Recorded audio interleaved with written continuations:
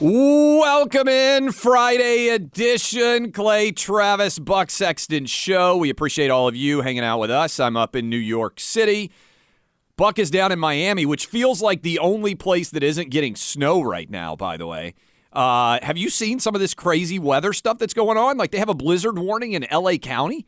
I don't even know what's going on. Tons of snow in Portland. Maybe the crime will diminish a little bit for a while there. One of the biggest snowfalls ever. I think they got 11 inches there. And so if you're battening down the hatches all over this country from the West Coast as it moves across the East Coast, monster winter storm underway. And we'll basically dive into the East Palestine continued fallout as Mayor Pete took it on the chin as he traveled around in Ohio and had to answer all sorts of tough questions. The economy and the inflation continues to get worse. And we're going to be joined by Ted Cruz here in a little bit, about 30 minutes from now. He will hop on the show.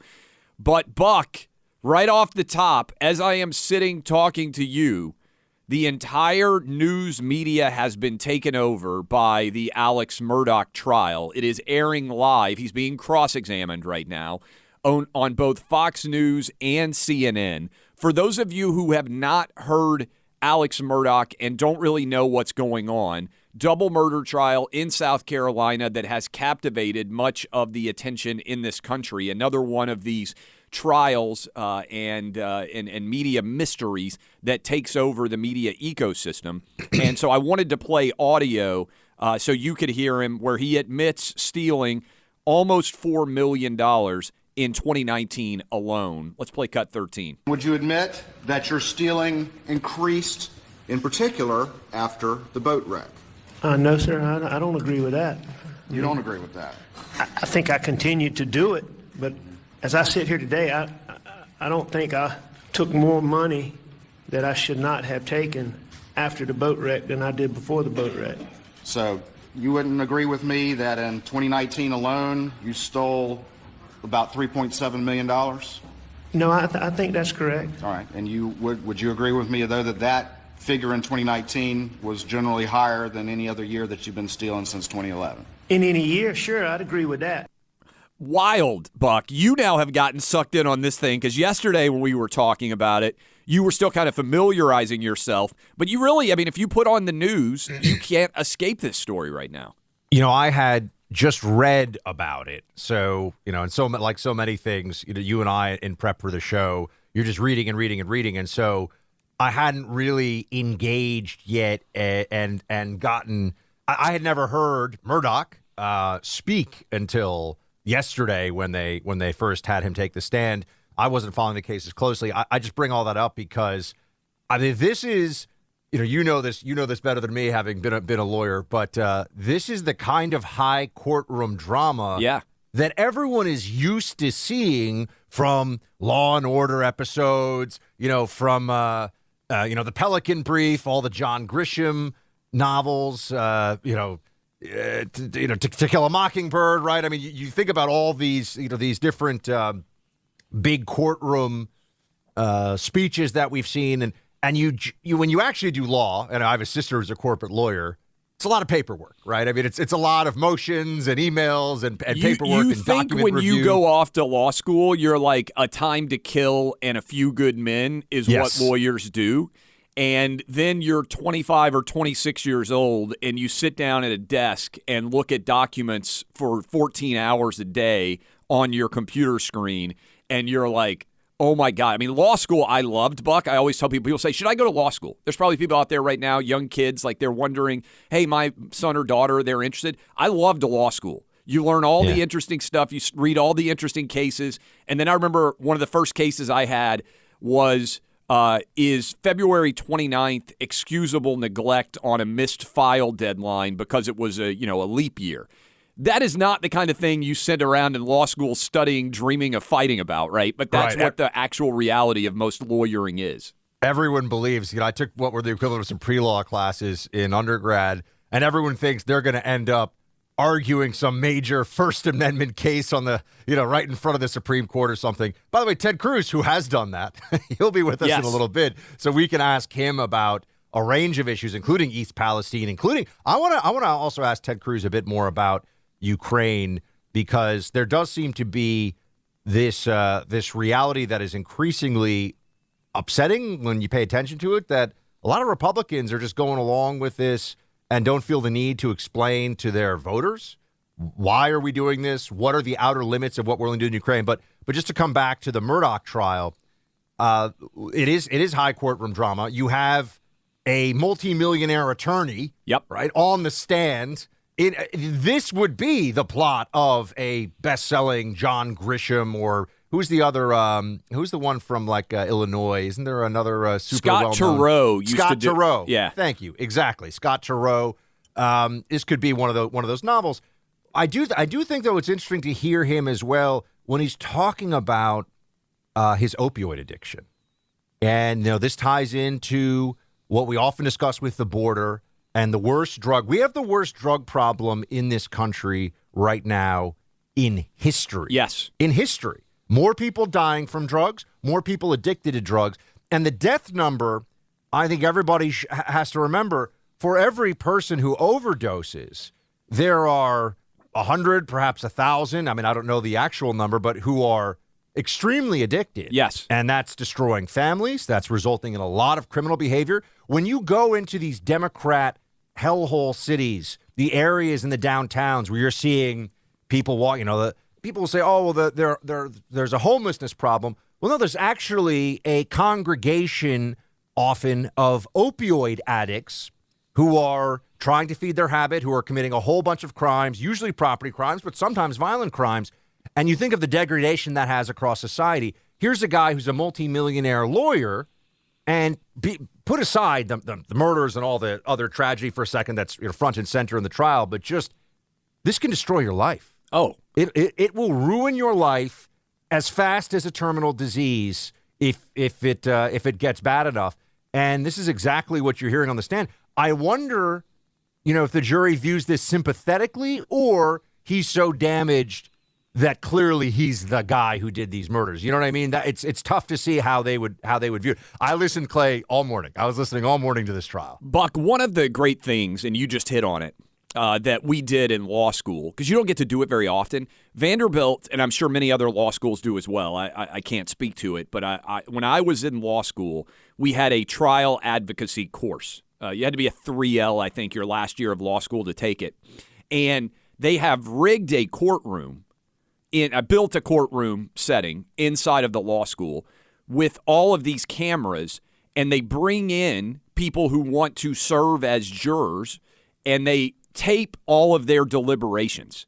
So you put on a trial, and you have witnesses, and you then get to watch as they deliberate, hey, what witnesses were trustworthy? What attorneys did we like? What did they do that we liked? What did we do that they didn't like? Because so much of this, as you can see, it's storytelling, and it is very theatrical. And one of the things you learn is, to your point earlier on, everybody has watched A Few Good Men. Everybody has watched A Time to Kill. All of these different iconic films. The jurors now expect for the lawyers to put on a show, right? So the trial lawyer aspect is now influenced in many ways by the expectations that the jurors have from Hollywood. And so it is always interesting in what way the connections occur. And obviously when you're watching CNN or Fox News right now, they're not ever putting the jury on. So you can't see how they're responding to people on the witness stand. Do they find the tears from Alex Murdaugh? Do they find that like crocodile tears? Do they find it evidence of his sincerity? You never know. And so that is why this, to me, is so incredibly interesting to try to analyze what might happen. And to your point, you very rarely see a defendant in a case like this take the witness stand, get cross-examined, especially a lawyer who has spent a lot of time in a courtroom as the trial attorney, on the other side of the bench, to then be a witness. It's captivating. I mean, my understanding is that his lawyers, his defense team, were telling him, don't do this, as in don't take the stand. Yeah. But he realizes it doesn't look good for him. I mean, the preponderance of the evidence right now is clearly against him. And I think that because he is a lawyer, he has decided that he might be able to break that usual standard of a well-advised defendant will not take the stand in their own defense. This is just, you hear this from, again, watching Law & Order and all these different programs that give people some sense of it, but also the totality of the events around this case. When you look at the death of that young girl in the boating accident, what that did to obviously her family, but also the impact of that on the Murdaugh family, the death of the household employee who fell down the stairs with a balloon life insurance policy that went to. I mean, to me, that is among the most suspicious of all of these And that would have things. never come out, Buck, if we hadn't had all these other things come out, right? Like, I mean, it's just crazy, all the different tendrils to this story. And you got a guy who we know he's an opioid addict. There's Daily Mail reporting that he had a pill habit of 60 pills a day, and that he was going through to the point about how destructive an opioid habit can be and how much more powerful. I do think there needs to be, on a policy level, on a political level, stepping back from this, a rethink about the drugs and drug laws and all the stuff we talk. Because for a long time, certainly from, I'd say, the last 15 years or so, there was such a focus on marijuana and legalization. It happened in a whole bunch of cities, happened in a number of states. And people start to think, well, all drugs, illegal drugs are legal drugs. We should just legalize everything. Opioids are different. These things are so potent, so addictive, and can kill you so easily that to talk about them in the same sentence as marijuana or even some of the other Schedule I drugs, I think is a mistake. I think this is a whole different category. This has to be seen as a scourge across all of society. And you have a $60,000 a week pill habit? I mean, think about it. I don't even know how that's possible. It's wild. And in terms of him on the stand, Buck, the one thing I wonder, and I think you were right about, generally speaking, guys don't take the stand in their own defense. But the one thing I wonder is he spent so much time in the courtroom himself. Has he been trying to read the jury? And does he think that he's got one or two people on this jury that he might be able to persuade not to argue that he is guilty? Because I think the idea, and so he's going for some form of a hung trial, I think the idea that he's going to be able to persuade, based on the evidence that I've seen, 12 jurors that he's not guilty is highly improbable, in my opinion. But he may have been sitting in that courtroom looking and observing himself, and I wonder in some fashion whether he could be trying to give his testimony in a way that appeals to those one or two that he feels may be sympathetic to his argument. Well, we'll have Ted Cruz with us in just a little bit. We can ask him about this, and also we'll talk to him about East Palestine, Ukraine, Biden administration. We'll run the gamut with Ted Cruz coming up in just a few minutes. A little bit like having an NBA All-Star assessing the someone else playing out on the basketball court, because he's a guy who's done big cases at the top level. Woke activists, as you know, have seized control of America's schools. Now a group of investment firms that Americans entrust with our pensions and retirements are playing woke politics with your money without our knowledge or consent. A few large investment firms, names you know, that control trillions of dollars of your money, are using those dollars to advance their woke ideology through a progressive social scoring program called ESG. They claim it promotes corporate responsibility. What they're really doing is using Americans' hard-earned money to finance their political agenda, forcing businesses to comply or else. Some state leaders are fighting back, and more are joining, letting those investment firms know they can't play politics with our pensions. They can either do their jobs, maximize returns for shareholders, or get lost. To learn more, go to consumersresearch.org. They've been defending consumers against fraud and abuse for decades and still are. Consumersresearch.org. That's consumersresearch.org to learn more about their mission to protect consumers from woke investment firms. Consumersresearch.org. Just want to remind everybody for a second here, just take a moment for all of us to remember, who is the president of the United States? Which political party is in charge right now? Because it seems that the transportation secretary, Pete Buttigieg, I don't know if he had a lapse or he's just doing the most obvious political deflection. It's probably both. But when asked about all the situation in East Palestine, where even Democrats have said, oh, this is not a good look.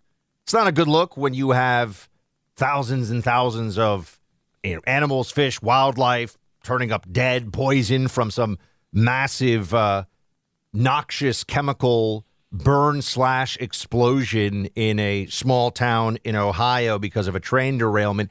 You should have the time to send at least some of your top people, if not Joe Biden himself, there.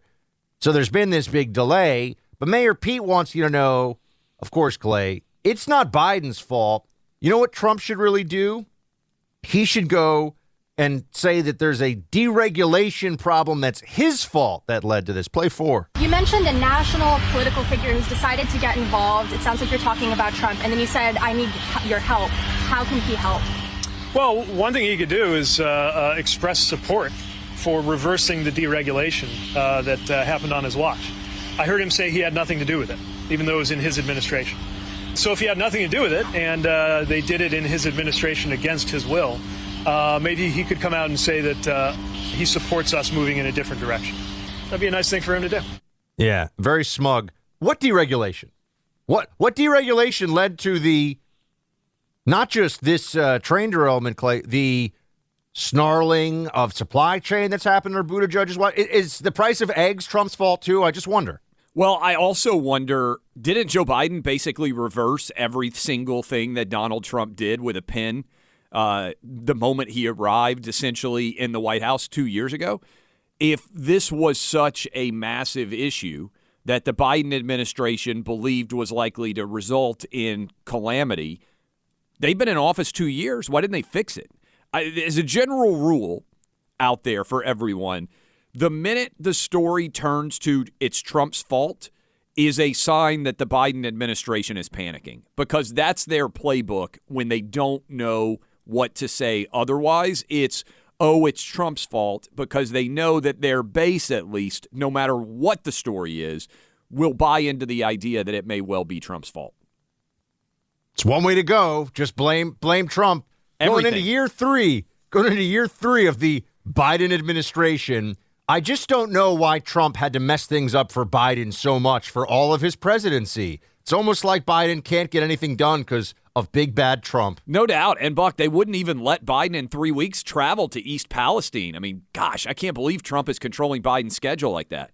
If you own a small business, you know the value of time. GetRefunds.com does too. That's why they made it easy, no matter how busy you are, to apply for the Employee Retention Credit, or ERC. Here's how you do it. Go to GetRefunds.com to get started. In less than 8 minutes, you can see if your business qualifies for ERC assistance. You can get a payroll tax refund, potentially up to $26,000 per employee kept on payroll during COVID-19. GetRefunds.com already has helped clients claim over $3 billion in payroll tax refunds through the ERC. No upfront charges. They don't get paid until your business gets its refund. Just find out whether or not you qualify. It takes 8 minutes. Payroll tax refund only available for a limited amount of time. GetRefunds.com. That is GetRefunds.com. Welcome back in, Clay Travis, Buck Sexton Show, scheduled to be joined by Senator Ted Cruz here in the short term, at least, but obviously things can go a bit awry with senator schedules, as you can well imagine. But, Buck, this ties in with what you were just talking about. They're trying to blame Trump now for East Palestine, Ohio, and Ted Cruz is with us now. Senator Cruz, appreciate you joining us, and you asked a question. I think it's actually a really good one. And it was, what the hell does the Mayor Pete have to do to get fired as transportation secretary? Most people couldn't even name a transportation secretary before this, as we've talked about on the radio program, and he's failed on every front. It really has been spectacular. You think about 2 years as transportation secretary and the disasters that have unfolded. It started with, in the very first year, a supply chain crisis where you went to the grocery store and you couldn't find baby formula. You couldn't find basic supplies. You couldn't find things that always were there until the supply chain collapsed. And what was Pete Buttigieg doing? He was on paternity leave at the time. He couldn't be bothered to actually do his job as transportation secretary and address the supply chain because he decided to be home on paternity leave. Then you have, after that, we had last year, we came within inches of having a massive nationwide railroad strike because, again, the transportation secretary had screwed up bringing the sides together and getting the labor agreement resolved before a strike was imminent. We also looked at just a few weeks ago where the FAA had an error in what's called its NOTAM system that resulted in all commercial aviation in the United States being grounded, the first grounding since September 11th under Pete Buttigieg's watch. And now you've got train derailments. You've got East Palestine and this horrific derailment, and day after day after day, Pete Buttigieg didn't even show up. He finally got there yesterday after delaying nearly 2 weeks. It is truly remarkable. He spends his time doing politics. He spends his time talking about gun control and talking about how he thinks freeways are racist, instead of actually doing the job he has, which is a really important job, and apparently he's too busy to carry it out.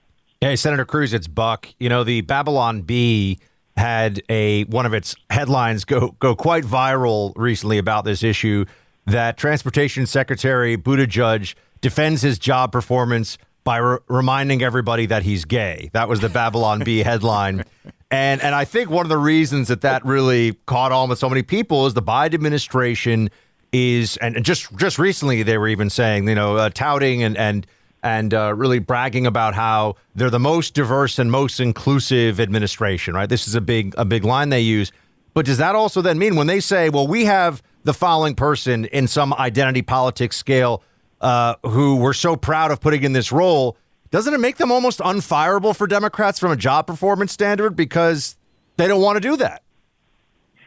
Well, it sure seems to, Buck, and I got to say, it's almost as if taking a small-town mayor and putting him in charge of a massive cabinet agency in charge of the U.S. transportation system is not a good idea. Like, he is not remotely qualified to do the job, and if he were, he could start by actually putting in the time. Look, his first day on the job, he wanted to show how woke he was and ride a bike to his office to show, okay, I am environmental Pete. But at the same time, he didn't want to actually do the work of biking to the office. So what did he do? He got in a big black Suburban. He drove all the way to his office until he was a block away, and then he got out and got on a bike and biked the final block for the TV cameras. That sums up the Biden administration. Ride a bike for a block, get the photo op, but don't actually do the job. Senator, you one of the most important things I bet you would say, and one of the coolest things about being a senator, is to get to give nominations for people who go to the military academies. Yeah. And I know you get absolutely just deluged, I would imagine, in the state of Texas with people who are hoping to be able to go to those military academies. And you've been looking at the requirements of who can and cannot go, and you have fought to get something changed. I didn't even know this was a rule. Explain to people out there, maybe they got kids that are interested in going to the military academies, getting these fabulous educations, serving their country. Explain what the criteria was and how it's been changed. Well, sure. And let me start with what you just said, which is that one of the great privileges of representing Texas in the Senate is that I get under law to make nominations to the U.S. service academies. And every year from the state of Texas, we get about 1,000 kids who want to go and who apply for those nominations. And I have a service academy advisory board that consists of veterans and service academy graduates who reviews all of those 1,000 recommendations. And in a given year, I have typically between 40 and 60 nominations that I can make. And I'll tell you, Clay, if you're ever discouraged about the direction of the country, come spend an afternoon looking through these applications and the amazing young men and women in Texas who want to serve this nation and keep us safe. It will restore your faith in America. Now, you look at these service academy grads who are incredible young men and women. One aspect of the service academies that I think was incredibly unfair is for decades, they've had in place a rule that if a female cadet gets pregnant, she's forced to do one of three things. She can either have an abortion, and she's effectively forced to have an abortion, or number two, she can permanently, legally surrender her parental rights with her child and give up her child. Or number three, she can involuntarily withdraw from the service academy and pay them back the cost of her education. Now, that rule, as far as I'm concerned, was stupid and wildly unfair. And so what I did is I teamed up with a Democrat. I teamed up with Kirsten Gillibrand, Democrat from New York, and we authored legislation called the Cadet Act to reverse that. And our legislation passed into law in December. And so just a couple of weeks ago, the Department of Defense formally instructed the service academies to reverse this policy. So we're no longer forcing female cadets into three horrible choices. Instead, we're letting them serve our nation and also choose to be a mom if they make that choice. That's great. Really, really good to hear, Senator Cruz. And I'm glad that people across the country are learning about this. Should have gotten more attention sooner, I think. Did want to ask you, though, sir, because you have been in courtrooms at the highest level. You understand courtroom drama. A lot of the country that's been tuning into the news today, at least, has been seeing this Murdaugh trial, the accused trying to, go back and forth with the prosecution here. Alex Murdaugh, what do you think? Is he helping himself with this, or is he probably sealing his fate based on what you've seen and on your legal expertise? So I will confess candidly that I haven't watched it. So I want to be cautious about giving legal commentary when I haven't seen it. I've seen that there have been headlines, but I've frankly been going back and forth in D.C. and Texas and on the road and just haven't had time to watch it. But have you ever seen a defendant take the stand against the wishes of counsel and actually help himself or herself? Look, it is a risky strategy. And any time a defendant takes the stand, it's a risky strategy. But then again, if a defendant doesn't take the stand, often jurors think there's a reason they're not taking the stand, that they're probably guilty. Now, as a matter of law, the jury is instructed they're not supposed to draw that inference, that you have a right not to testify against yourself and not to be forced to testify against yourself. And by the way, America's quite unusual in having that right. If you look at European countries, they can put you on the stand and ask you, Clay, is it true that you committed this horrible crime? And if you refuse to answer, they can lock you up for refusing to answer. Last question for you, Senator. I know you're busy. Since we're talking about trials, the jury foreperson going and doing in Georgia, basically CNN, MSNBC, all about this Trump investigation in the state of Georgia. You practiced high-level appeals court law, everything else. What do you think the Democrats are contemplating down there in Georgia when they see this jury foreperson doing all the interviews that she did? Well, look, I think her doing those interviews was incredibly foolish. I think the effect of it is to benefit Donald Trump significantly because it's obvious that she is a partisan, that she is biased, and frankly, she certainly appears pretty loopy at the same time.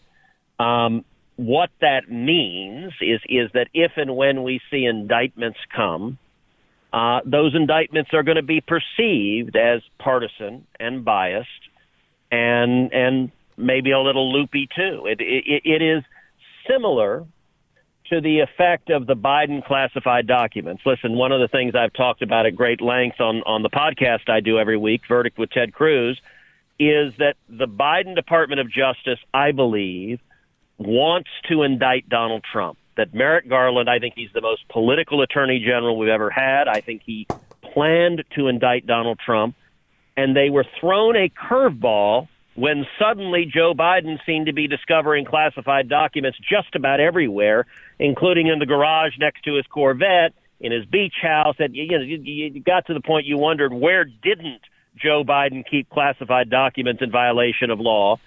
And the complication there is now the Biden DOJ is in an almost impossible political situation where they want to indict Trump, but it will look obviously like a double standard if they indict Trump and not Biden for similar conduct. I think the Democrats feel the same way about this jury forewoman. Is her showing her bias undermines the ability of the prosecution to go forward. I think it really lays bare what was going on. Outstanding stuff, Senator Ted Cruz. We appreciate you, and we'll talk to you again soon. Thank you, gentlemen. God bless. If your cell phone service still with AT&T, Verizon, or T-Mobile, you're spending too much money. Switch to Pure Talk and save nearly $1,000 a year. You'll get the same quality of service at a fraction of the price. If that sounds too good to be true, guess what? Pure Talk is the only wireless company to offer a 100% money-back guarantee. They're so sure you're going to love their ultra-fast 5G service. If you don't, they'll give you your money back. You also don't have to deal with the contract when you're working with Pure Talk. Pretty refreshing. And another bonus, U.S.-based customer service team. Instead of spending endless time on the phone, you can make the switch in as little as 10 minutes. You'll also be supporting a company veteran-owned that shares your values. How do you do it?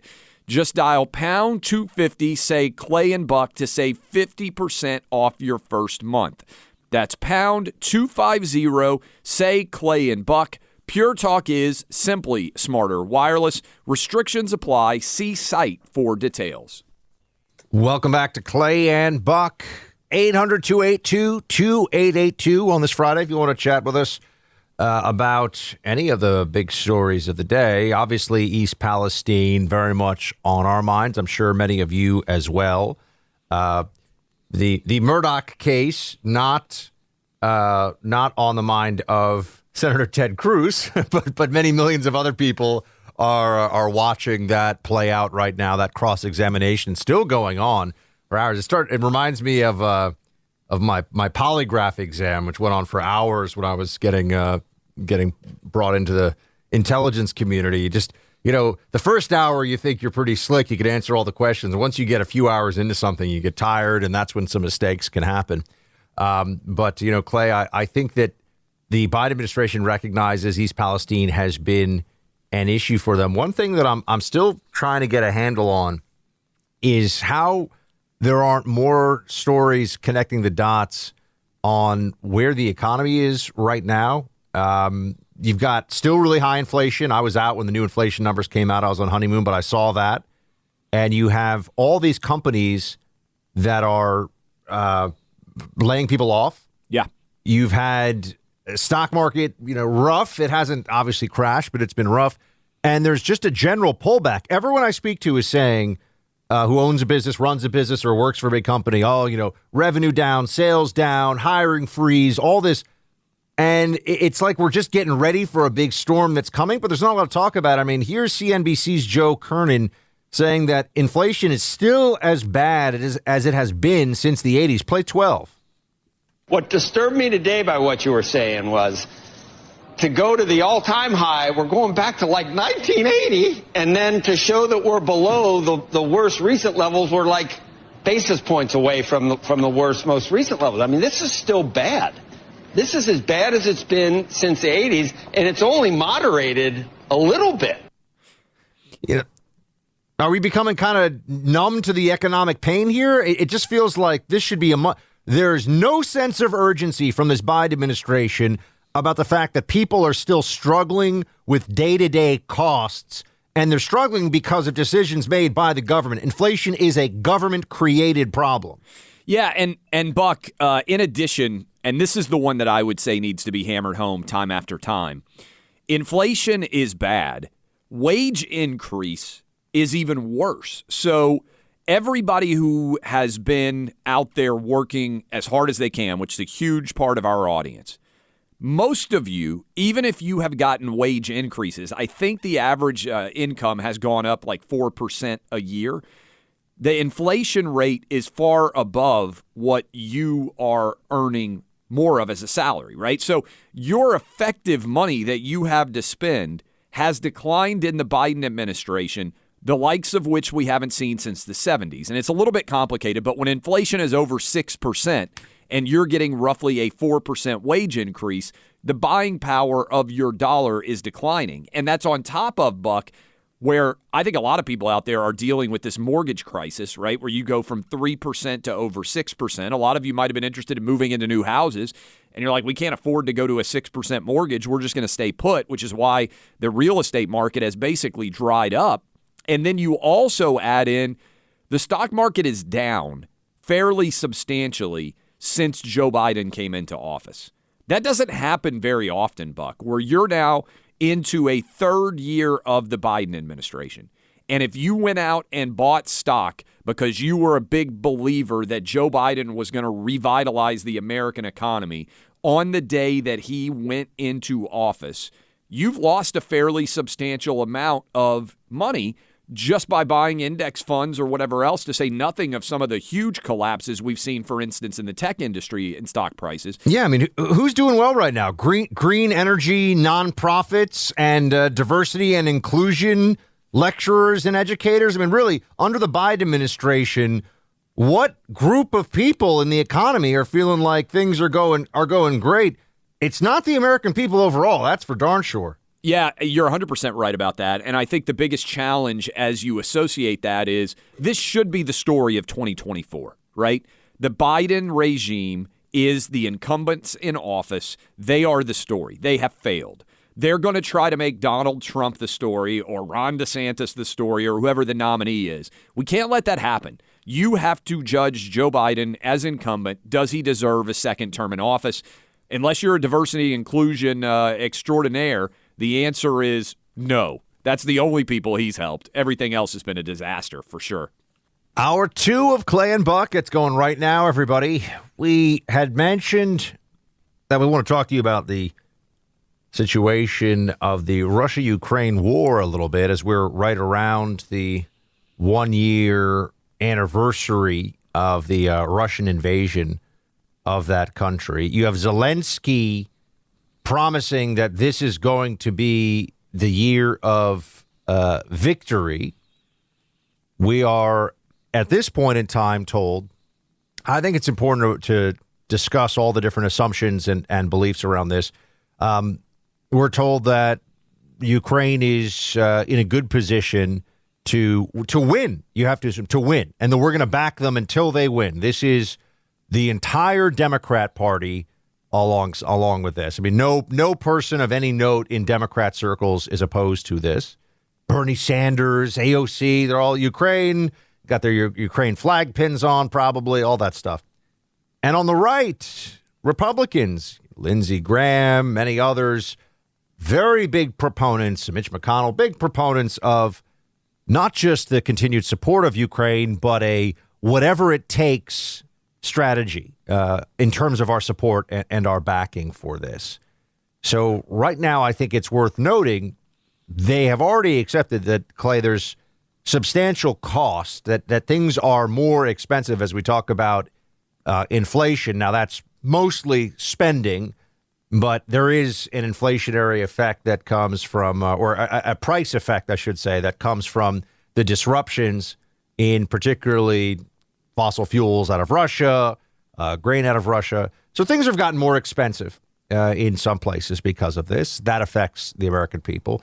The global economy, which is so much driven by the combination of either fear or greed, right? Markets and speculators and how people invest or don't invest money is, am I going to get richer or am I scared I'm going to lose all my money?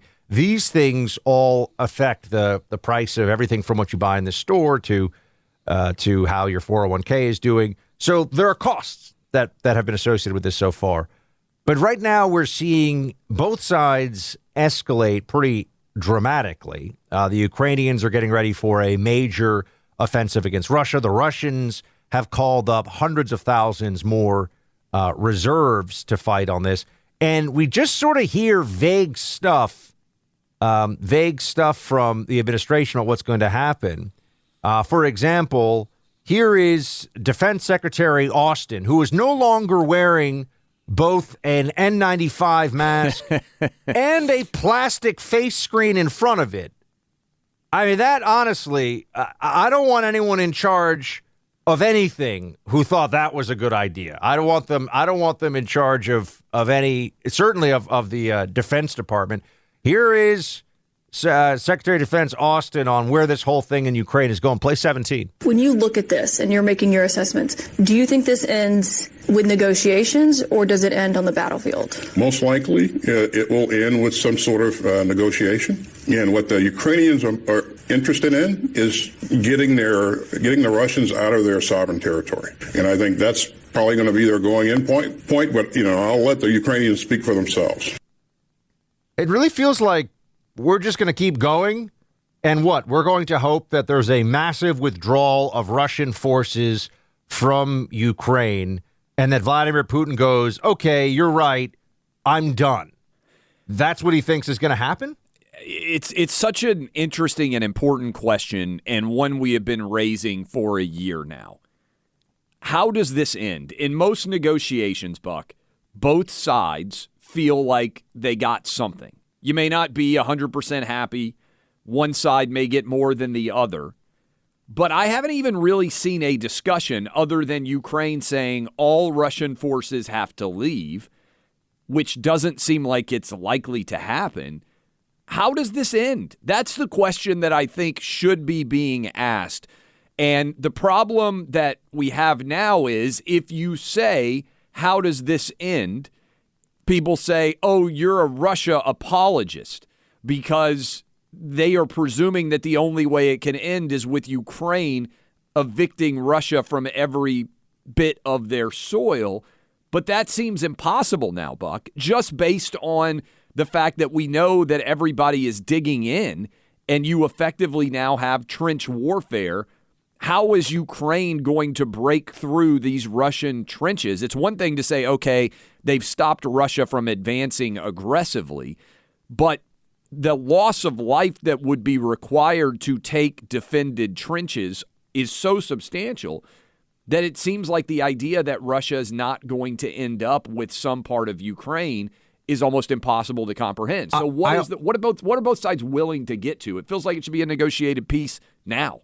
I also think it's fascinating to watch the change in Democrat sentiment around this because I remember when you had the initial, and it was a small scale, but it was an invasion of eastern Ukraine by Russia. The sham, depending on who you ask, but it does seem to be a sham. It's military occupation. Having a referendum under military occupation, tends not to be free and fair election time. But the referendum they had in Crimea, so they took a big, valuable chunk of Ukraine and just said, this is now Russian Federation territory, no ifs, ands, or buts. That all happened. And the Obama administration let it happen. Didn't want to do really anything about it. I mean, I remember when the big debate was, well, we don't want to send them anything that's going to provoke Russia, so let's just send blankets and helmets. Remember, this is under the Obama administration. We're not going to send the Javelin anti-tank missiles. We're not going to send Dragunov sniper rifles, which would have given them a little bit more of a infantry long-range capability for the Ukrainians. And so we didn't think the world was ending when there were these parts of Ukraine. And let me rephrase that. It wasn't affecting Americans' day-to-day lives when there were parts of Ukraine that became parts of the Russian Federation before, but now they've created, I am deeply distrustful of this narrative that there is a domino effect that will happen unless we do this all the way and back Ukraine to the hilt. First of all, the same people who are telling us this, and I mean the same people, not just in general terms, the actual same individuals in the Biden administration who are claiming this, thought that we were going to be able to count on the Afghan National Army to fight against the Taliban when we withdrew. And that was one of the biggest intelligence failures since Iraq WMD and that whole debacle, right? The fight, there was no fighting. It's like, oh, no, the Taliban's in charge. So the same people are telling you, don't worry, this isn't going to create a greater escalation from the Russian side of things if we really back them. And also the stories that we're hearing from people that I would think would know better, that Poland is next or NATO is next if we don't, we're all in on defending Ukraine or else all of Europe will fall to Russia. That's crazy. Yes. When people say that, I think that's insane. There's no way that is. It's not that I don't think Putin would want to do that. He is completely militarily incapable of doing that.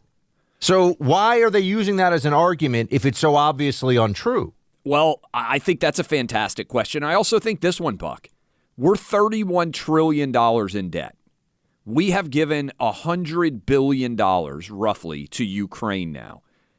How long does this money pit drag on? If we're correct, and this has basically entered a trench warfare style of battle, this could be, we're at 1 year now. Would it be crazy to you, Buck, if in 5 or 6 years there is still some form of trench warfare going on between Ukraine and Russia? It doesn't seem crazy to me at all to think that could happen. Could. Are we going to commit hundreds of billions of dollars more to Ukraine to defend? Because now we're pot committed. And what I mean by that is we've given them $100 billion. But as soon as we stop providing war material to them, the argument's going to be Russia is going to gain. And so are we actually, even though we spent $100 billion, are we saying we'll spend $500 billion? Are we saying we'll spend $800? Like, what is the point where the American taxpayer says, hey, I don't know that I want to fund a never-ending war over the Ukrainian border? I think those are very legitimate questions that should be asked. And I don't understand why they aren't a more part of our public discourse right now. I mean, Russia had 2 wars in Chechnya, 2 invasions of Chechnya, and they stretched on for years. Yes. Years and years. And that was a much smaller scale conflict than what we're seeing in Ukraine. So there's not going to be some moment in the relatively near future when all of a sudden the Russians are saying, you know what, we're not warlike enough to continue this. We're going to stop this whole thing. In fact, the deeper in they get, the deeper they're likely to get after it, right? They're going to throw bad money after good money, so to speak. If you're an investor, they're going to decide that they've spent so much that they have to spend more You're blood pot committed and treasure. For gamblers out there. You raise the stakes so much that you keep putting more money in, and you're not necessarily holding a very good hand. Yes. So, you know, the other thing that I'm hearing, and it's just a remarkable shift from 1 year from the American side of things. I remember when there were debates about, should we provide F-16s? Should we send them planes? You know what a lot of people are arguing now who are in favor of this conflict? Since we don't believe Russia, this is the theory. I think everyone should know this. There's basically no consequence to America from this other than the financial cost, which they always are going to downplay and say is not that bad.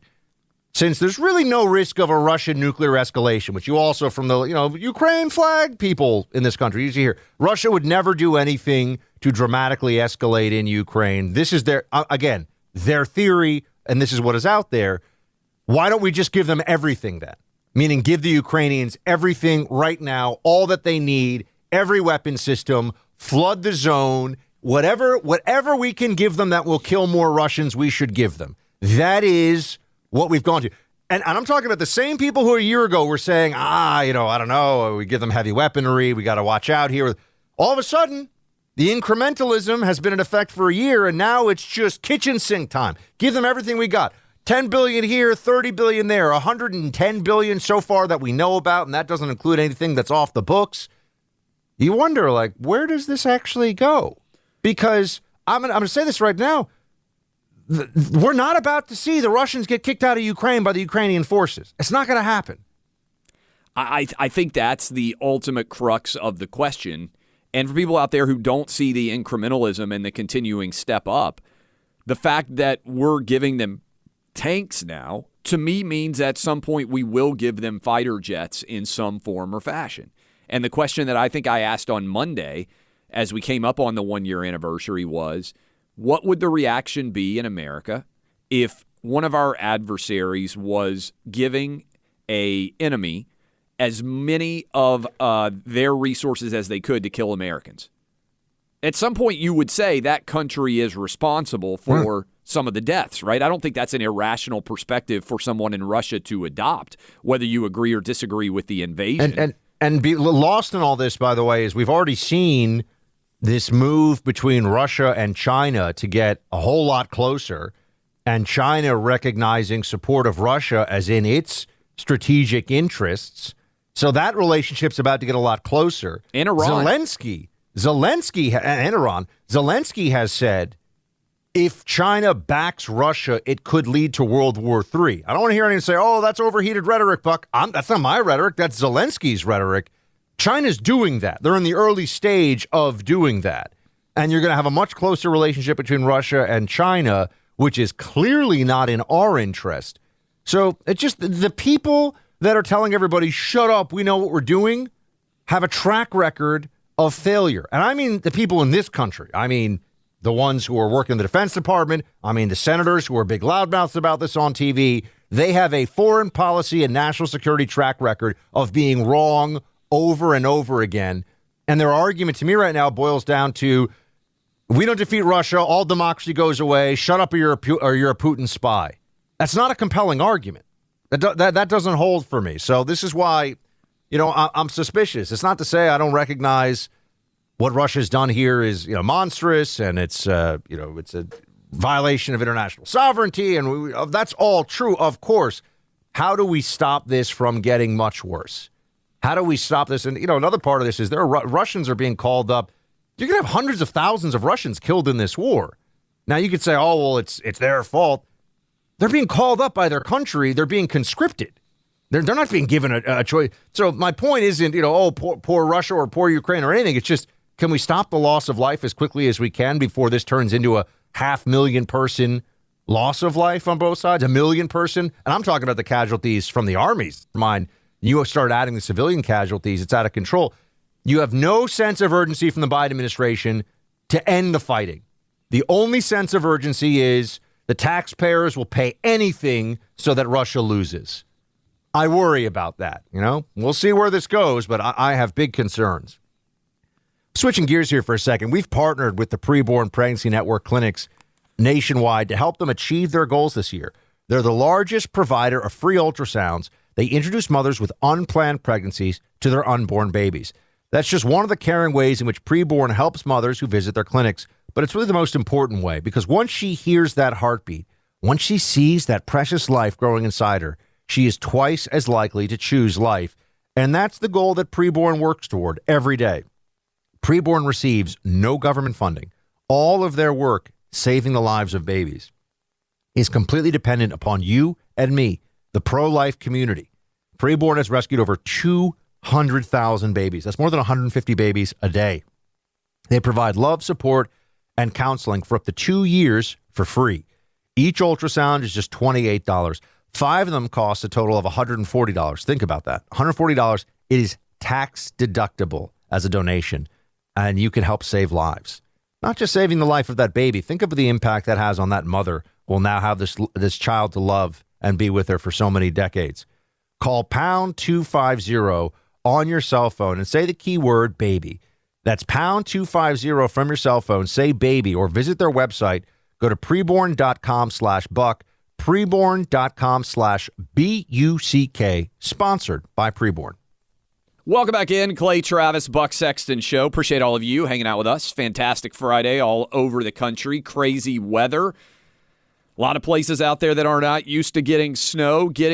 Maybe a lot of you hanging out around the house more than you ordinarily would. Hope everybody is safe and enjoying the crazy weather if you are able to. And I thought, let's go ahead and take some of these calls on Friday. A lot of you from a variety of different perspectives, but we talked about the first hour and a half so far. Let's go with Larry in Providence. Larry, what you got for us, my man? Thanks for listening. Hey, guys. God bless.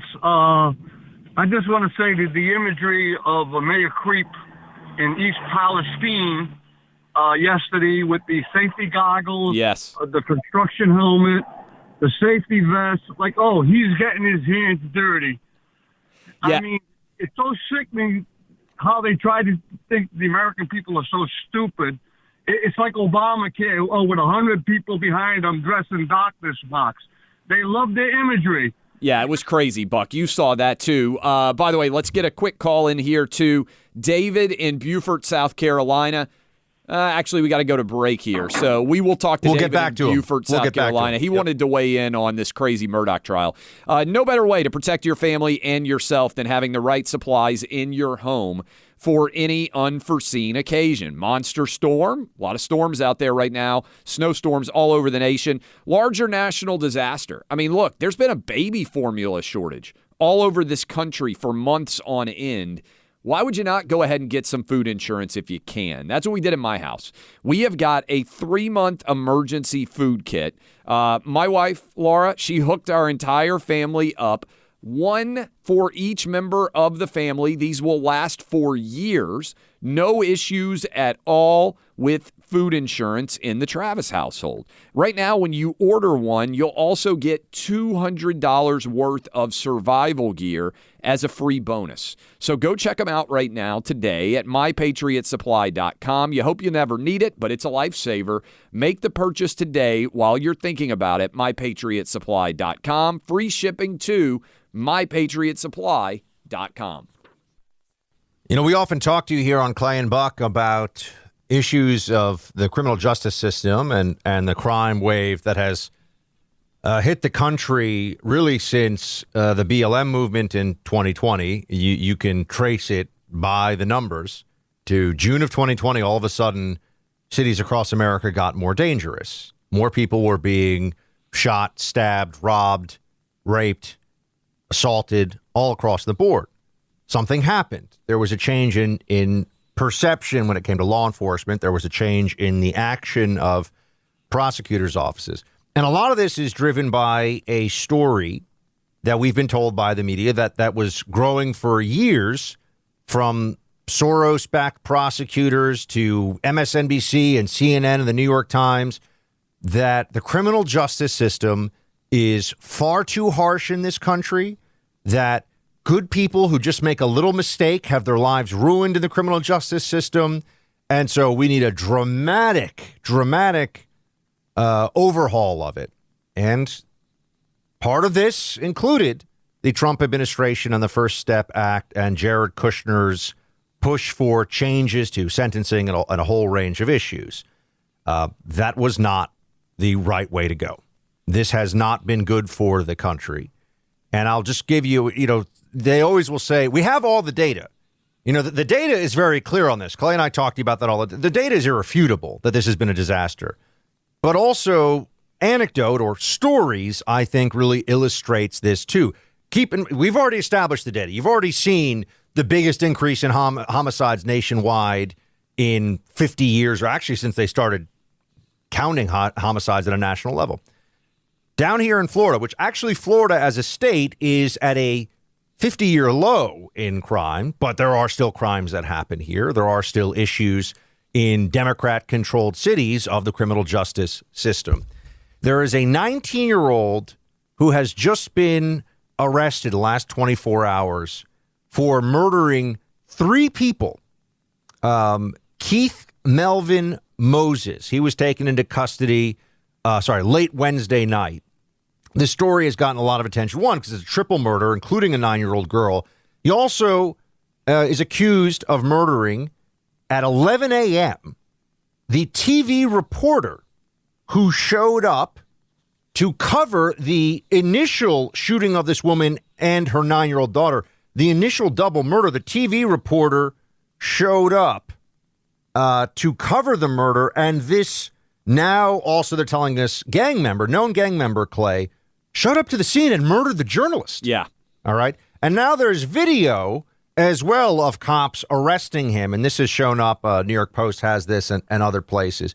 Now, I talked to you about the story of, we're too harsh on criminals in this country, and the criminal justice system is so racist. Therefore, the criminal justice system is too harsh specifically on minority men who who are getting these unfair sentences. This accused triple murderer now, who, guess what? He's going to go to prison for killing 3 people, as he should. He has a rap sheet, Clay, stretching back to when he was 14 years old. He was arrested in January of 2018 on grand theft auto. What do you think he pled down to? Misdemeanor trespassing. I was going to guess trespassing. Yeah. Folks, this is what is happening all across the country. And then what the left-wing Soros prosecutors say, oh my gosh, look at this guy. All he's ever done is criminal trespass. Why would you, and then the triple murder happens and we're supposed to say, well, hold on a second. Where was the system failure? The system failure was over the last 8 years or so, where this individual was a serious threat to his community, but he wasn't quite 18. So what do? Even though it's assaults and serious crimes and felonies, they kept pleading it down to nothing. Clay, this guy who just committed the triple murder had not served 1 day in jail. 1 day in jail. And we're told that the criminal justice system is so harsh, so we have to change all the laws. I think the challenge in general is we allowed, as a country, the story that criminals were being treated too harshly to take root to such an extent that Republicans even bought into it. And so everybody's trying to reduce the amount of prison time that everybody has to serve. And if we are going to err in one way or the other, I think, unfortunately, we have to err on the side of keeping people behind bars. And you'll remember, Buck, in the 90s, when the crime rate was skyrocketing, we passed the 3 strikes and you're out, and that was the way it was described. I believe it was 3 felonies, and you got, was it life in prison? It was something extraordinary in terms of the punishment. And sometimes they would come out and say, well, the 3 felony counts that this guy pled guilty to are not that severe, and man, it's unfortunate that this guy has to be in prison. And I agree. Sometimes there were people who went to prison for too long. But far too often, too often, people are going to prison for not long enough. And so we have allowed this conversation to advance to the point where the idea of the criminal justice system as unfair has taken such root that we're going to have to go back and directly attack the idea of this equity-based initiative in the first place because, and I would encourage every Republican listening to this to take this exact talking point, being concerned with being too kind, too tough on criminals is a luxury of a low-crime environment, and we are in a massive crime environment, and the equity cuts against them, Buck, because people who are being the victims here are minorities. So this is not equitable. This disproportionately impacts the 99% of predominantly minority communities who are committing no violent crimes and want to live their lives in peace and security.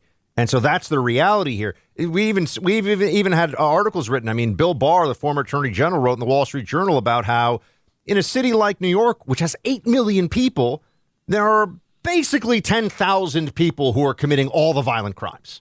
But that's enough to create a ripple effect through all of the people are scared. And think of all, 10,000 people, some of them are going to engage in a whole host of crimes against people. They might commit 50 or 100 crimes. You start to see how that can really affect the feeling and the safety of a city. By the way, back to this now alleged triple murderer, Moses, including a 9-year-old girl. Okay, this just happened in Orange County, in the Orlando area. You look at this guy's list, Clay, of previous offenses. I talked about he stole a car. They pleaded it down to misdemeanor trespassing. He was then sentenced later on. He was arrested, the same month, Clay. He was arrested and charged with domestic violence. He pleaded no contest, sentenced to a year of community control, which is, a person can only go to their home, work, school, public service. I mean, basically nothing. I mean, there's no real enforcement of this. In 2015, he was arrested on a burglary charge, pleaded not guilty, and the case was dismissed. In the following years, he had arrests for resisting an officer. He had arrests for failing to appear in court several times. He was charged with robbery with a weapon, effectively armed robbery. You know what they amended that? I mean, this guy just kept breaking the law, serious crimes over and over and over again. And prosecutors and judges decided to make it all go away for him because they didn't want to seem too harsh, because they think that there's a disparate impact, because this isn't socially acceptable anymore to punish people who are a threat to their fellow human beings. And now 3 people are dead, including a 9-year-old girl. This is what progressive prosecutors, this is what criminal justice reform, as the left wants it, creates. in city after city all across the country. I just think everyone needs to know the truth of what's happening.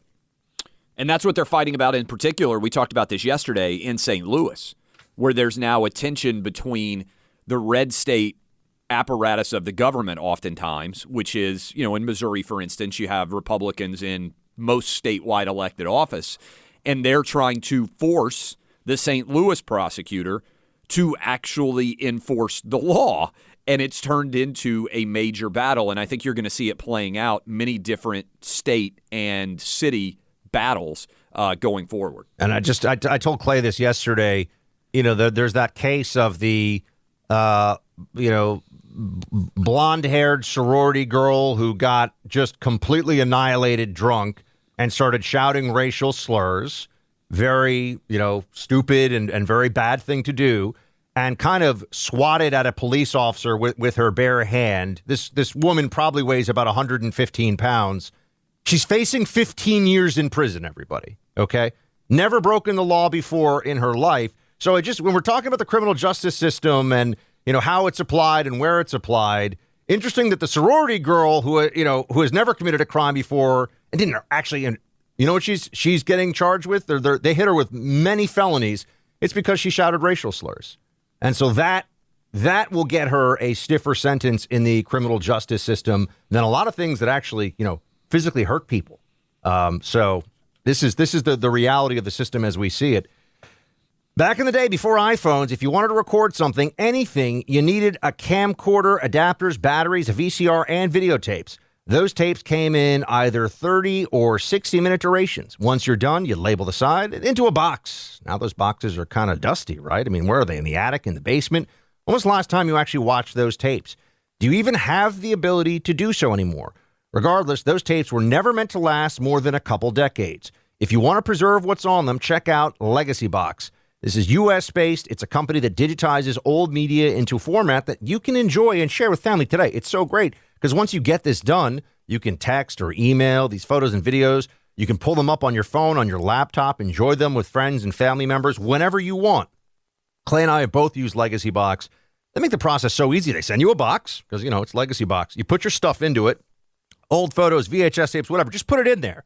They'll take care of everything. It's so cool. When they send it back to you, they've laid it all out piece by piece, and they put it in little special packaging. They treat your items with tremendous care, and they digitize the stuff that's on it better than anybody else.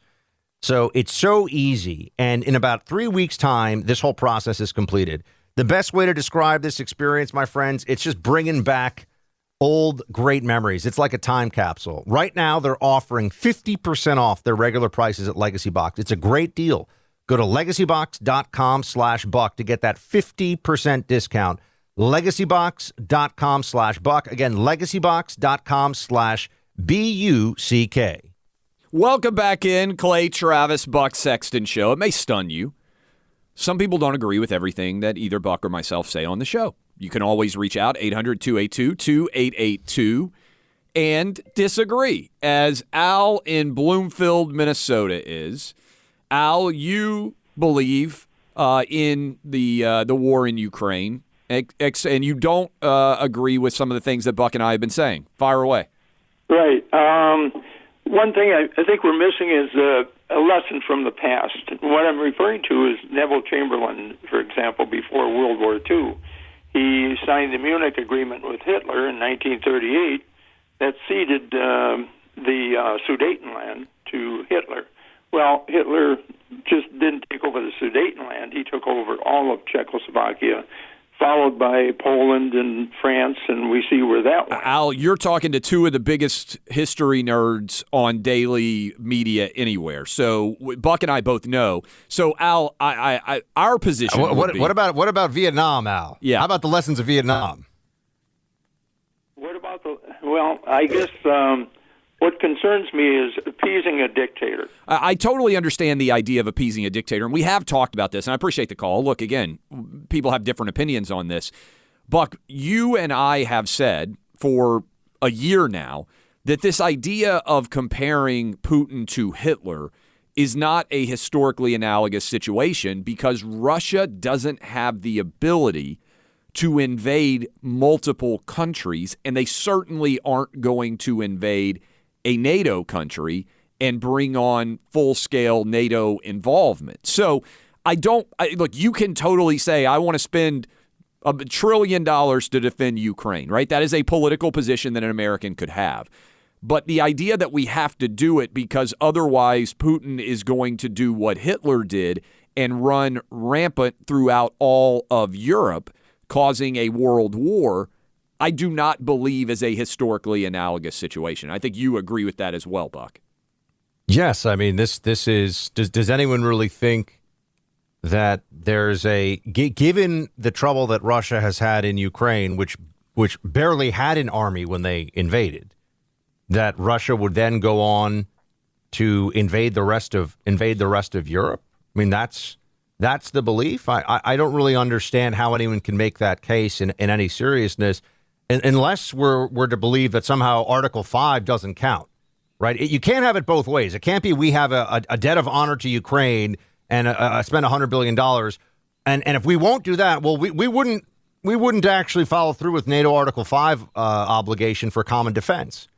I think we absolutely would do that, and it would be insane for Russia to push on into Poland. I guess what they'll say is, well, it would be smaller, Transnistria and Moldova and the Baltics, and they'll do smaller actions here and there. The Russians have been doing that for a long time. By the way, they've been engaging with Russian-speaking populations in different places outside of Russian Federation territory in the hopes of using that and leveraging that for strategic depth. But this brings us back to, okay, so if the answer is all of democracy fails and everything falls apart unless we stop Russia in Ukraine, then why not have the 82nd Airborne land? Like, why not just go for it? If what they say is true, that the entire freedom of the free world relies on us defeating Ukraine. And by the way, I think this is lunacy, but I'm just saying, if that's true, then why have any limitations on our aid? Why are we even having this discussion, right? If it's as important as they say, we shouldn't be worried about giving them everything. And by the way, you're starting to hear people actually say that. So this is what we're heading toward. And the whole notion of reprisal from Russia or escalation is getting lost in the sidelines. They won't use nuclear weapons. We know they won't use nuclear weapons. It's quite a bet to make. It's a huge bet, particularly when, again, this question we asked, and we've been asking for a long time. Let's presume that Putin decided he didn't want to be in Ukraine. How can he end the war in Ukraine without losing his hold on power in Russia and admitting that it was a colossal failure? Nobody has been able to explain to me how that's possible. Maybe it is. Maybe Putin can declare victory and pull everybody out of Ukraine and he can still remain in power. I don't think that's very likely. And if that pressure gets ratcheted up, if you back someone into a corner, then the methods that they potentially would adopt become more and more dangerous for the country. I think this has to be remembered. Ukraine is, in the Russian psyche, central to their security. I know that we got to talk a little bit more about this, Clay. The Russians under Putin will fight for 20 years and lose 1 million men over Ukraine. They're willing to do that level. So we think that we're going to help the Ukrainians beat that amount of resource and will? I mean, we'll see. Welcome back in. Clay Travis, Buck Sexton Show. Final hour of the week, 14 hours up, 15th hour rolling through right now. We appreciate all of you hanging out with us. We know that the weather is crazy. Snow in places where there usually is not snow, particularly all over the West Coast, even in Southern California. So maybe you're having a non-traditional day, non-traditional way of listening to us today. We appreciate all of you. And we love everybody out there who is listening right now on the podcast. Encourage you, as always, go subscribe. You won't miss a moment of the show's action. And there are lots of podcast unique opportunities that you can go dive into as well. So make that happen. iTunes, Stitcher, Spotify, everywhere where you can find a podcast, you can download and subscribe to the Clay Travis and Buck Sexton Show. So we hope all of you do that. Now, it's the 1-year anniversary of the invasion of Ukraine by Vladimir Putin. and Russia. And we played earlier, Secretary Austin said this most likely will end with some sort of negotiation. That's what he said on CNN earlier this morning. And what Buck and I have been asking is, how does this end? And how much money is the United States now committed to? Interestingly, Zelensky was just asked that question earlier today. What about people out there in the United States who do not think it makes sense to spend $100 billion on Ukraine? What would you tell those Americans? Zelensky had an answer. Listen to this. We keep hearing those messages from time to time, and they're dangerous. The U.S. is never going to give up on the NATO member states. If it happens so that Ukraine, due to various opinions and weakening and depleting of assistance, loses, Russia is going to enter Baltic states, NATO member states, and then the U.S. will have to send their sons and daughters exactly the same way as we are sending their sons and daughters to war, and they will have to fight because it's NATO that we're talking about, and they will be dying. I mean, that's pretty aggressive. Again, that's the translation of Zelensky. Buck, it's dangerous, and if they lose in Ukraine, Russia will enter NATO, and American sons and daughters will have to fight, and they will have to die. I don't buy it, but that's a big, strong argument that Zelensky is trotting out there. In what military universe would a Russia that has already lost 100,000 men spend? Russia doesn't have, just the same way we actually don't have endless war-fighting materiel to give, and we're finding that out. Artillery shells, rockets, missiles, all of this. Russia doesn't have an endless supply either.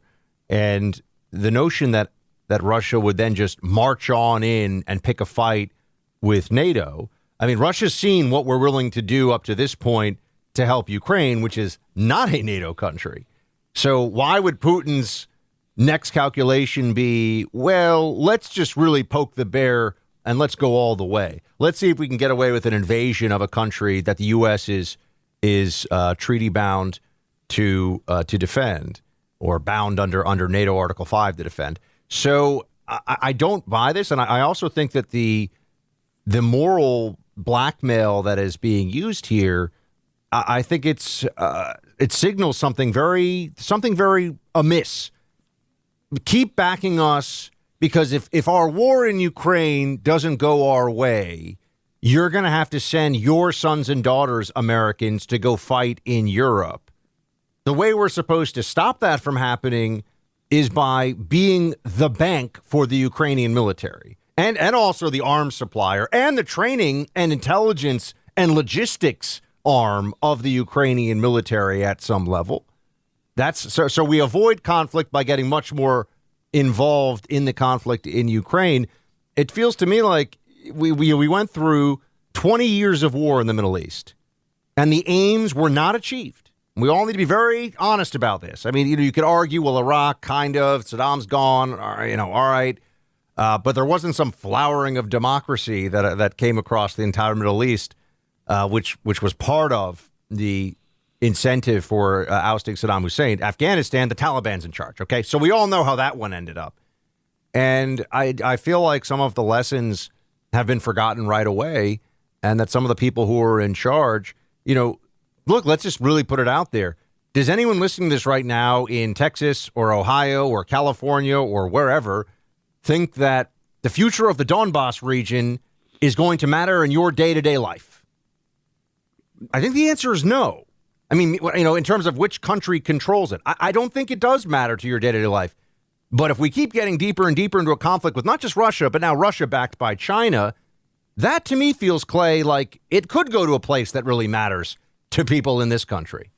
I don't doubt that at all. And I don't blame Zelensky for making the argument that he's making, because if I were the ruler or the leader of Ukraine, that's probably the argument I would make too, because it helps to solidify for certain people out there who buy into it that Ukraine is the first step, and then there would be many other countries after that. But Buck, Russia is having to free prisoners from prison to fight right now because they don't have a supply of men to be able to send to the front lines. These are very unskilled, not particularly well-trained prisoners that are now on the front line. In what world, when they can't take Ukraine, first of all, just basic logistics, how many hundreds of thousands of troops at this point would they have to leave behind in Ukraine to ensure that they were able to rule Ukraine? A lot. And then suddenly they're going to bring all of those forces across Ukraine and go into other countries. I understand the argument because they want to try to make Putin into Hitler, but I just don't buy into the idea that Russia has the ability. And you mentioned something else historically as we were going to break. What's the about why Russia is going to maintain commitment, which I think is important here to Ukraine? What is one of the most proud moments of Russian history if you talk to a Russian? The tens of millions of people that they were willing to lose in World War II fighting against Hitler. Hitler was stunned at the amount of people that Russia was willing to have die in order to keep Russia from being conquered. This isn't a popular discussion point here in this country, but it was the Soviet war machine that largely defeated the Nazi war machine. That is just by the numbers, reality. Look at the number of divisions on the Eastern Front. Look at what we face on the Western Front. I'm not saying we didn't do a lot of fighting on the Western Front, too. I'm just saying without the Soviets, without Stalingrad and the loss of a 1 million-man German army, I mean, without the things that you saw happening there, we would have been in a very different position. So what Putin is playing to in Russia is that legacy of Russian unwillingness to lose. And we have to think about the psyche of what happened in the Cold War when their country collapsed. They lost their Russian empire. Putin is trying to reclaim that legacy. That is a big part of what he is selling to the Russians. So the idea, and this is, maybe I'm going to end up being wrong on this, but psychologically, the idea that he is suddenly going to say, you know what, we've lost too much men and material, Ukraine's not worth it, let's go ahead and pull everybody back into Russia, and we'll just admit that we can't take over Ukraine. I don't think I think that this will be a multi-year, best case scenario. I think this will be a multi-year trench warfare, ongoing battle for the next several years, best case scenario, because I don't see how Ukraine forces Russia out. We're going to end up spending $1 trillion in Ukraine, we everybody. Could. This is what's going to happen, okay? You're hearing it from me. You're going to end up spending, the taxpayer is going to be on the hook for $1 trillion here when all's said and done here. That's my guess. Which is what happened in Iraq. That's not a crazy perspective. This is what I mean. Yeah, $1 trillion there plus. I was an analyst in the CIA's Iraq office, folks. Like I know how these things go, okay? You're going to end up spending, okay, maybe it'll end up being $600 billion or $700 billion or something. But that's taxpayer money. I mean, this is, your time, you're going to work and you're paying your taxes every year and you're hoping your Social Security is going to be there and you're hoping your kids are going to have a better future. And you got $31 trillion in debt right now and you're going to spend another, I'd say $500 billion to $1 trillion easily on this fight in Ukraine. And that's assuming that we can actually win it and defeat Russia, right? Let's just say that maybe that's what it really takes. I just think everyone needs to be understanding of what the costs here really are. And I think that anytime, how do I know that I know this is going to sound like a digression, but it's not. How do you know the climate change people are full of it? Because their arguments are trash and they lie to you, right? They say things that are just not true. They'll tell you, oh, our people didn't say this 10 years ago. Oh, that's not, Al Gore's not a joke. He's brilliant and he's trying to save the world. They're making arguments that are garbage. If they want to make the argument about Ukraine, that Ukraine is so important to U.S. national security interests that we have to stop Russia for the following reasons in Ukraine, fine. But when they say, if we don't stop them in Ukraine, they're going to go to the Baltics and they're going to go to Poland and they're going to invade Germany. And there's absolutely no chance of that happening, okay? That is Fantasyland stuff. By the numbers, counting fuel, bullets, and men, and, dollars or rubles in their case, that cannot happen. That will not happen. So why are they making that argument right now? It reminds me, there were arguments to topple Saddam, by the way, that weren't WMD. Why'd they go with the WMD argument, Clay? Because they could sell it. Because it had emotional impact. And so when Zelensky's saying we have to win in Ukraine or else you, the American people, your children will be fighting in Europe, that I don't believe that argument. So whenever someone's making an argument that I don't believe, I have a problem with that. And it's an emotional argument that a lot of people are willing to buy into because they don't really think through it. And that's why history is important, because history a lot of times rhymes. There are very rarely direct analogs. And that's why the idea of saying Vladimir Putin is Hitler, it has political resonance here. But if you look at the external situations and compare them, there is not very much a chance, in my opinion, I think also in yours, Buck, clearly, that we're going to see an appeasement somehow lead to a conquering of Europe and a replay of World War II. I think the way we end up in a world war is if China and Iran continue to move closer to Russia because they see this war in Ukraine as a proxy under which they can attack American hegemony. Then we end up with two different big, colossal global powers on each side staring each other down, which is where we're getting close to. And let's be honest. We go into, let's say, I feel like something bad economically is coming for us. It feels to me like the quiet before the storm. I could be wrong. I'm not an economic forecaster, but everyone that I talk to, the news on TV from the Biden mouthpieces, of course, is, oh, things are great, the recovery's happening and all that stuff. Meanwhile, every business I know is saying, I'm worried, my sales are down, people aren't spending, people are, there's real concern out there in the day-to-day marketplace. What kind of position are we in, to your point about Russia and China, to thwart a Chinese invasion of Taiwan if this war drags on another year or two, or another couple of $100 billion in the hole in terms of support for Ukraine? We've been sending them, God knows how many thousands of rockets and missiles and artillery. We have to make those. There's actually a logistics and supply chain for those and to get them to Ukraine. Does anyone think we're going to be in a position to tell China back off? I mean, I think they keep saying this is making us stronger and it's U.S. strength being showed in Ukraine. I say, really? Fighting a war makes your war fighting capability in this context, it puts you in a better position. Not really fighting the war, but, funding the war, that puts you in a better position? I don't know. And the question I've been asking ever since this started is, how much is China using Ukraine to bleed the American military of supplies to potentially be able to then go into Taiwan? Right? Can I just also, and maybe this is just a gut feeling thing, Clay.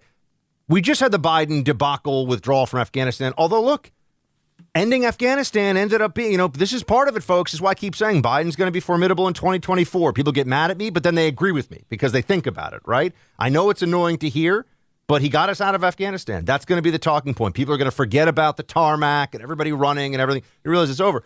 But could we just have like 5 or 10 years without the U.S. in a war? You know? Could we just go 10 years? That would be great. Would be great for our bank accounts, too, because all our taxpayer dollars, like you said, trillions of dollars already in Iraq, potentially moving towards hundreds of billions in very near future in Ukraine. How does it end? I think that's a question that no one can seem to answer as we sit here 1 year after the invasion. Woke activists have seized control of America's schools, and now a group of investment firms that Americans entrust with our pensions and retirements, they're playing woke politics with your money without our knowledge or consent. A few large investment firms, names you know, that control trillions of dollars of your money are using those dollars to advance their woke ideology through a progressive social scoring program called ESG.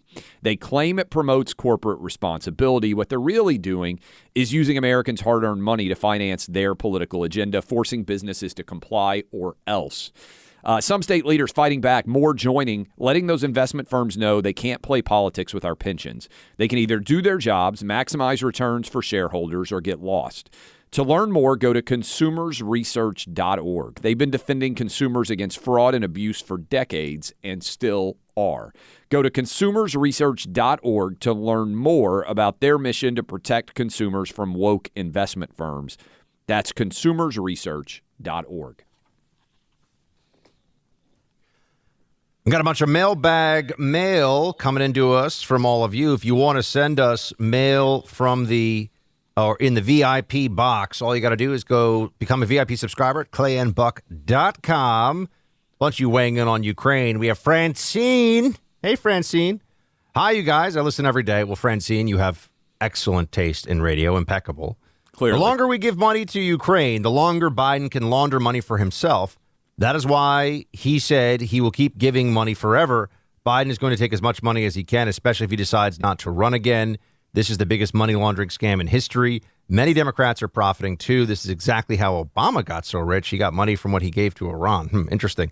Look, I'm going to say this about the Ukraine situation. We hear a lot about the corruption. I do want, and obviously Hunter Biden was getting payoff so that his dad would be influencing policy in that country. It is remarkable, Clay, how this is now the biggest foreign policy challenge in the world, and the Bidens did get money from this part of the world. Well, I mean, Trump was right about wanting there to be an investigation into what was going on in Ukraine. I mean, it was just, and he got impeached for it. And now Joe Biden's in office, and Hunter Biden, I think they're just trying to run out the clock on statute of limitations and other things with Hunter Biden. I don't know what the heck's going on there now. And these are all questions that Trump was raising that our media should have been asking. And now we're in the middle of a war. And look, we talked to Trump right before Putin basically invaded Ukraine down in, or right as he was starting to invade down in Mar-a-Lago last year. And Trump said something that I think we forget about a lot. Vladimir Putin would have never done this if Donald Trump were still in office. I think almost everybody out there with a functional brain acknowledges that. So remember all the threats they gave us about Trump was going to start World War III and how much more dangerous it was going to be? It's actually ended up Biden being far more dangerous than Trump. I've got a note to the fellow gun owners out there in this audience. The Mantis X system is going to make you better at the range, my friends. You're going to enjoy shooting that much more. Mantis X is a firearms training system that has no ammo. It's all electronic, and it really helps you improve your shooting accuracy. It has for me. Mantis X attaches to your firearm like a weapon light. It gives you data-driven, real-time feedback on your technique and guides you through drills and courses. Nearly everyone who uses this training technique improves their skills within 20 minutes. I have a Mantis X at home. I love it. And once you get this thing set up, it's pretty addictive. And you're just going to have better trigger pull, better sense of how to get those rounds downrange, right on target, right where you want them. Start improving your shooting accuracy today from the comfort of your home, on your couch, sitting on the end of your bed, your chair, wherever. Mantis X. Go to mantisx.com. That's MANTISX, mantisx.com.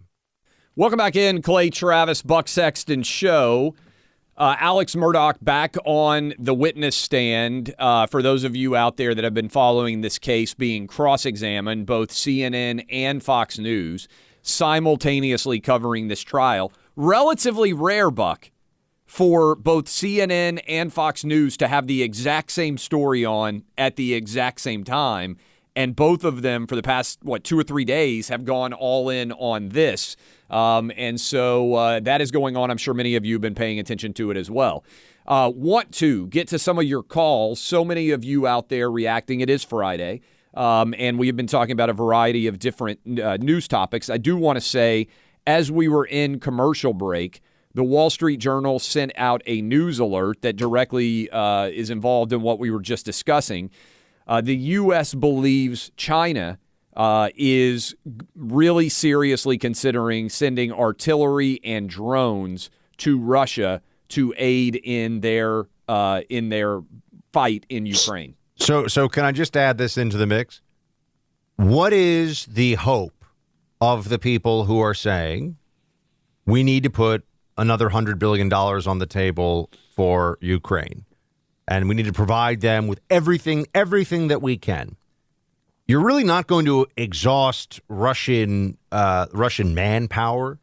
I mean, that's going to take you a very long time because the Russian tolerance, just culturally, historically, the Russian tolerance for military casualties has been jaw-dropping, and that has been the case stretching back for centuries, okay? So it is unlikely that you're going to have the Russians say, all right, we've just lost too many people. So the way that you could win, the way that Zelensky could win, would be the Russians don't have the materiel to really continue the fight in a meaningful way. They'll get their positions will be overrun because they can't keep up with long-range artillery. They maybe the Ukrainian, Air Force gets better. The Russians can't put enough good planes. Russian, air superiority hasn't seemed to have been the game changer that some military analysts thought it would be at the beginning. Point I'm making here, Clay, is if the Chinese are now backfilling Russian military supplies, guess what? I think this might cost us $1 trillion thing is looking a whole lot more likely, because now you've just created a massive, if you want a place to be making your AK-47 rounds and your artillery shells in bulk, China's a pretty good place to start next door. No doubt, and it becomes a proxy war between the United States and China being fought by Ukraine and Russia, which bleeds us down, and maybe they think makes it more likely that they're going to be able to potentially invade Taiwan. Johnny, the truck driver in Jamaica, Queens, New York. What you got for us, Johnny? Hey, Buck. Hey, Clay. Listen, my youngest son is active duty military. He's a E6 staff sergeant. His MOS is a 13 Juliet. In 2017, he was in the Middle East and helped stomp the snot out of ISIS. His unit just returned from quote-unquote Germany, but his duties there, he can't exactly tell me what he was doing, but from the news I've learned that he's part of the IRF. He's connected to the Special Forces and the 82nd Airborne out of Fort Bragg. So they were training up the Ukrainians on the HIMARS. Now we're going to be sending main battle tanks to the Ukraine, but by the time they get them and get trained on them, they're not going to be ready for no spring offensive. It's my opinion that they should send the Ukrainian troops to Fort Knox to the tank school and have them learn the weapon systems here and be quickly adapted to the programs that we have in place, rather than wasting time sending the tanks to the Ukraine and them trying to figure out the weapon system. Also, I need to make two corrections on some of the historical facts that the two of you have put out. There were no kamikazes at Pearl Harbor. The Divine Wind tactics didn't start until the Battle of Leyte, and the Marines weren't sent up to Attu in the Aleutians. It was the 7th Infantry Division. I appreciate that. I don't think that was us. I said nothing about kamikazes or Pearl Harbor in recent memory on the show, so I don't know where that came from. I got nervous though when he was going to try to history. He's right nervous. about Army. He's right about the Army and Attu Atoll, but that's I was like, ago. oh no, what did we get wrong? History nerds there. Wasn't us who were having those conversations. So I don't remember us talking about Pearl Harbor ever on the show, really. To my knowledge, I have no recollection of that at all. But anyway, sure. But other than that, interesting. Chris, who says he's in the middle of nowhere, Tennessee. Chris, what you got for us? Hey, yeah. So y'all keep highlighting, and it is so true. But Russia and China, obviously the communist tied to them being together. And you're right about exhausting Russia. But that's the thing about China, right? So Korea, Vietnam, what did China do? They just sent people, constant flow of people. And, right, there's no weapon that can't stop masses and masses and masses of people if you just keep sending waves and waves, which China did. So you're right. So if Russia and China are together, when Russia runs low, what better place than to have an untapped source of manpower to just keep flowing? Thank you for the call. I mean, the question, Buck, we've been talking about is what happens if China invades Taiwan while we are also occupied giving $100 billion a year in resources to Ukraine? How do we have the ability to be on both foots in two-fronted wars effectively? I don't think anybody's asking that question, but to me, that's a reason why China would come in on the side of Russia, because the longer they can prolong American involvement in Ukraine, the less we're able to focus on what's going on in Taiwan. I think when you hear Mitch McConnell and some other Republican leaders and the Biden administration and Joe Biden himself saying that our policy is whatever it takes, understand that to defeat Russia and Ukraine in this proxy fight and have the Ukrainian, that is going to have to be the approach, because it's not ending this year. It's probably not ending next year. No one really knows, but this is going to get a lot bloodier, a lot more expensive. And I don't think anybody believes that we are near a breakthrough where the Russians are going to capitulate based upon the battlefield. And I also think it's fascinating, what about having Russian and U.S. leaders sit down in a safe third country to discuss what would be an end to this? I always thought Democrats love diplomacy, right? They love to talk about how, we need to talk and sit around and figure something out. All of a sudden, it's, no, we have to bloody the Russians to the point where they're humiliated, retreat, and remember, it would have to be, I would assume, that even the territory seized by the Russians in Ukraine in 20 or 8 years ago, so what is it, 2013, 2014? And I assume we'd have to, that Crimea, I mean, if you're the Ukrainians and you've taken all of eastern Ukraine back, you're going to take Crimea too, right? So how long are we in for on this one? Years. I think years is the answer. I don't see any way that other than somehow Vladimir Putin being overthrown, I don't see any way that this does not take years, because as long as he's in control, I think he's going to continue the war. So I just think anyone who thinks that this is the right policy, and look, I understand it's very complicated. There are no easy answers here. That is so often the case on matters of war and peace. I'm not pretending like this is something that is cut and dry and everybody should be able to see exactly what is right here. But for those who are deeply supportive of the current consensus foreign policy of the establishment, it would be you're looking at $1 trillion probably.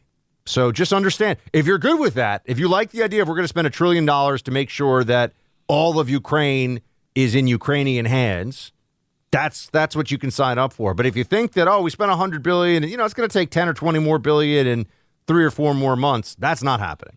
So this is where we are. MyPillow 2.0 has the patented adjustable fill of the original MyPillow. All the rage, but now it includes exclusive fabric made with temperature-regulating thread. In fact, the MyPillow 2.0 comes with a great deal right now. You can buy one, get one free for a limited time with our names as the promo code Clay and Buck. MyPillow 2.0, 100% made in the USA, comes with a 10-year warranty, 60-day money-back guarantee. If you love the first MyPillow, you're going to love the upgrade. We got them all throughout the Travis household. You will love them. Go to MyPillow.com, click on the radio listener special square to get this buy one, get one free offer on the MyPillow 2.0. You can enter the promo code Clay and Buck. You can also call 800-792-3269 to get your MyPillow 2.0 now. We are closing up shop here on Clay and Buck for the weekend, and I'm just going to tell you, if you missed any of the show, or if you want to hear some of our deep dive podcast offerings, long-form interviews, sit-downs with people of note, I just spoke to my buddy John Cardillo, former NYPD. We talked crime, we talked Trump v. DeSantis, a lot of interesting stuff. Subscribe to the Clay Travis and Buck Sexton Show podcast, the iHeart app, a great way to do that, but wherever you listen to podcasts, and you can check it out there. Great weekend content for all of you all across the land. Speaking of content, a couple things have come down. First of all, Succession is coming out soon, and it will be in its final season. I'm stunned by that. Which I think it's run its... I like it a lot. I've enjoyed it. I think it has run its course. So I'll just put that out there. I think we've kind of had enough versions of like, who's going to be in charge of this company? And, but anyway, fourth and final season. Carrie made me finally catch up to Yellowstone Season 5, so we are going to start watching Yellowstone Season 5 soon. We have also been watching 1923, which with Harrison Ford I haven't and Helen seen that Mirren. one yet. Pretty good. Violent, but pretty good. And you, Clay, were at a superhero movie. Is this now? I've never seen Ant-Man. Is Paul Rudd Ant-Man? Right. That's right. That's right. So he got to be a super. Wow, the guy from Clueless, the stepbrother from Clueless, is now a superhero. Isn't it amazing how the world changes? Did you like the Ant-Man movie? You tell me it was a little bit hard to follow. Yeah, so Paul Rudd is Ant-Man. Evangeline Lilly, for those of you out there who watched Lost back in the day, which was a really fun show, is the Wasp. I watch it. So my 8-year-old in particular, my second grader, is as many second graders, I would say, especially these days, are. but even back when I was a kid too, obsessed with superheroes, right? So he watches every one of these superhero movies. And he also watches, along with my wife, Laura, they watch a lot of the different paraphernalia, like the shows that surround them that air. So he's kind of an expert on superheroes. I'm going to be honest with you. About halfway through this Ant-Man and the Wasp movie, I'm sitting next to my 8-year-old, and I have to lean over to him and start asking him all sorts of questions so that I can keep up with what's going on in the movie. And it's a new low, I think, in my ability to comprehend narratives, that I can't even keep up now with superhero movies. So I have to ask my kid, now, who is this guy? Why does he matter? And there's got to be other parents out there with me that are in this camp now where you just can't even keep up because they've created such a universe of all the different superheroes that my head's just spinning. I have no idea what's going on now. So speaking of parents, Clay. Yeah, I saw this too. While I was on my honeymoon, the place I went was in Bora Bora, and it's a romantic place. It's supposed to be quiet and beautiful. Pretty much everybody there was either, older couples who were looking to get away, people who had been married maybe 20, 30 years, and honeymooners. But there were one or two couples that decided to bring not their 8-year-olds, not their 12-year-olds, infants, basically, children 2 and below. And it's not a big place. It's not a big place. The beach area is small. There's nowhere to go either. You can't escape. And there was one family in particular that brought 2 children. Maybe they were 2 years old and 8 months old. They would set up 2, not 1, 2 iPads at the table when everybody would be eating. Because again, it's a resort. There's no restaurants. There's no town. You can't escape, right? This is where you're in the middle of nowhere. You're in the middle of like South White Pacific. Lotus. Yeah. Yeah. They would set up 2 iPads at the table, no headphones, because, the kids are too young, I guess, to actually be expected to use headphones. So they're just blasting like SpongeBob or whatever. I mean, this is a very nice resort. People have paid a lot of money to be here, and I think it's outrageous. I'm going to tell you, if your kids are well-behaved, great. I'm not talking to anybody whose kids are well-behaved. But if your 2-year-old is screaming and throwing his spaghetti across the room when people are paying a lot of money to be on a vacation, be on a getaway, you're the problem. I don't know what else to say. You are responsible. The same way that, it drives me insane. I'll just say that we got this story sent to us, and no one in this audience would ever be the problem because they all have incredibly well-behaved children, and they understand that they have to be respectful and considerate of their fellow human beings around them. But this restaurant in New Jersey, Nettie's House of Spaghetti, that banned all children under 10. I respect the game. I respect it. This seems like, first of all, as soon as you have kids, so many of your opinions on kids are going to pivot.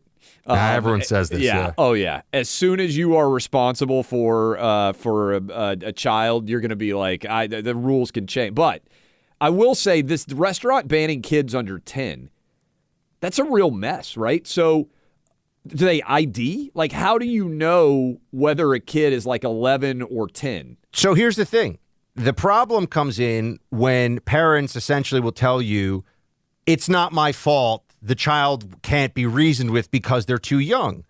If that's the case, they should not be in a place where they can ruin the dining experience for everybody else. That's on the parents bringing them. Yeah. If they're old enough to listen to reason, then they should be able to be there because you could say, hey, little Timmy or little Sarah or whatever, be quiet. People are trying to have a nice dinner, and the child can process that information. You, as a parent, I will say, can think that your kid is perfect, and they can flip from angel to devil instantaneously based on almost nothing that you do yourself as a parent.